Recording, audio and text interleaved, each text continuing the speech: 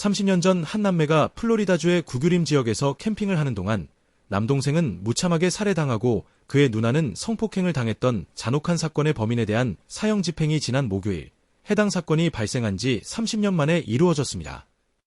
로랑 콜로 알려진 해당 사형수는 1994년 18세의 남학생을 무참하게 살해한 혐의로 사형 선고를 받고 30년 동안 형이 집행되지 않다가 목요일 6시 15분경 사형 집행에 의한 사망 선고가 내려졌으며 그는 또한 살해당한 남성의 누나를 강간한 혐의로 2번의 종신형을 선고받았습니다.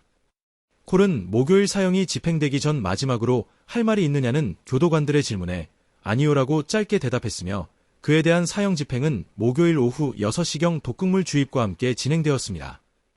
그에게 독극물이 투여된 지 3분이 지난 다음 그는 심호흡을 크게 하기 시작하면서 온 몸이 심하게 떨렸고 그의 뺨은 크게 부풀어 올랐던 것으로 전해졌습니다.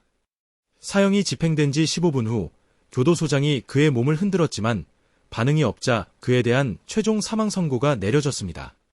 법원에 기록된 해당 사건과 관련된 문서에 의하면 사건 발생 당시 콜과 친구 사이였던 윌리엄 폴로 알려진 남성은 콜과 함께 오칼라 구규림 지역에서 2명의 피해자들과 처음에는 친밀한 대화를 주고받았던 것으로 전해졌습니다.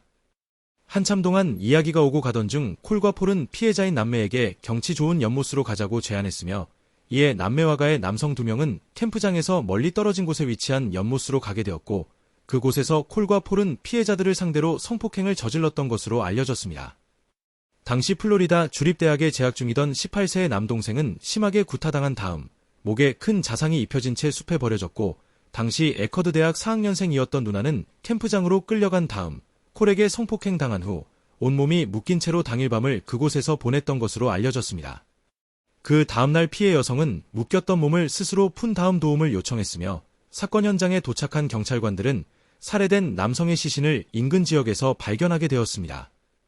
당시 가해자였던 폴과 콜은 모두 1급 살인 혐의로 유죄 판결을 받았지만 콜과 폴에게는 각각 사형과 종신형이 선고되었습니다. 론 드산티스 플로리다 주지사는 지난달 콜의 사형 집행에 서명했으며 콜에 대한 사형 집행은 1996년 라본 스미스라는 피해자를 살해한 혐의로 사형이 선고되었던 마이클 잭에 대한 사형 집행이 작년 10월 달에 이루어진 후 플로리다에서 10개월 만에 또다시 이루어졌습니다. 지난 목요일 콜에 대한 사형이 집행되기 몇 시간 전 교도관들은 그는 모든 것을 체념한 듯한 모습이었다면서 사형 집행 당일 콜의 아들이 포함된 2명이 그를 찾아왔었다고 밝혔습니다. 콜의 변호인들은 콜과 여러 명의 소년들이 주립교화시설 안에서 구타당하고 성폭행당한 사실을 강조하고 콜 역시 교화시설 내에서는 피해자였다는 사실을 집중 조명하면서 그에 대한 사형 집행 유예를 플로리다 주 정부 측에 호소했던 것으로 알려졌습니다. 플로리다 주 정부는 해당 교화시설 내에서 발생한 콜과 소년들에 대한 학대와 관련하여 사과 성명을 발표한 다음 2024년도에는 해당 교화시설 내에서 학대를 당했던 수감자들에 대한 배상을 허가하는 법안을 통과시켰던 것으로 전해졌습니다.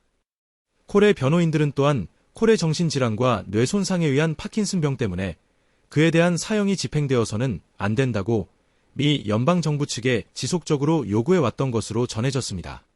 그러나 미국 대법원은 목요일 아침 일찍 콜의 사형 집행에 대한 최종 항소를 기각했습니다.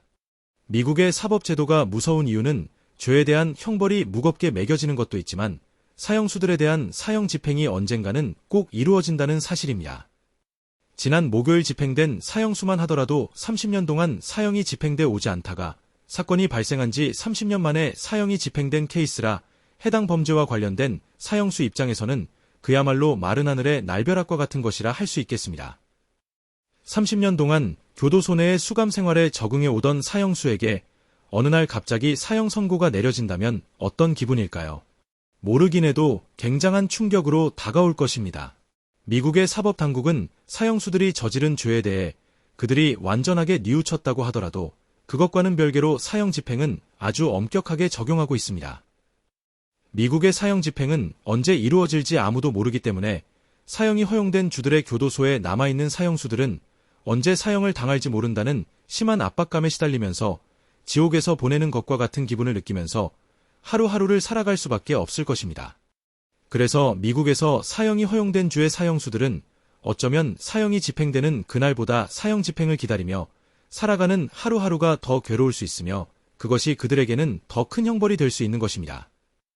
인간이 인간의 죄를 판단해 또 다른 인간을 죽인다는 것 자체가 또 다른 살인이라는 논리가 형성될 수 있습니다. 종교적 측면에서도 신이 아닌 인간이 어떻게 함부로 또 다른 인간의 생명을 취할 수 있느냐는 논란이 지속돼 오고 있는 중입니다. 그래서 대부분의 유럽 국가들은 벨라루스와 러시아를 제외하고 모든 국가들이 사형제도를 폐지했습니다.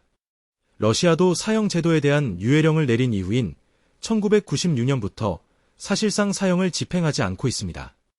대한민국 역시 1997년 12월 30일 23명에 대한 사형 집행을 끝으로 27년이 지난 지금까지 기존의 사형수들에 대한 사형을 집행해 오지 않고 있는 상태에서 사실상의 사형 폐지 국가로 분류되었습니다. 이번 영상에서는 플로리다주에서 살인과 성폭행 범죄를 저지른 후 사형 선고를 받았던 사형수에게 30년 만에 사형이 집행됐다는 다소 충격적인 소식을 전해드렸습니다. 특별히 미국에서 텍사스주와 몇 개 주를 포함하여 플로리다주는 사형수들에 대한 사형 집행이 빈번히 이루어지는 주로서 플로리다주에서의 이번 사형 집행 역시 지난해 10월 이루어진 후 1년도 채 안 된 시점에서 이루어졌습니다. 다음 영상에서는 또다시 새로운 내용을 가지고 다시 찾아뵐 것을 약속드리며 구독과 좋아요 버튼 눌러주시길 부탁드리고 알람 설정까지 확인해 주시면 감사하겠습니다.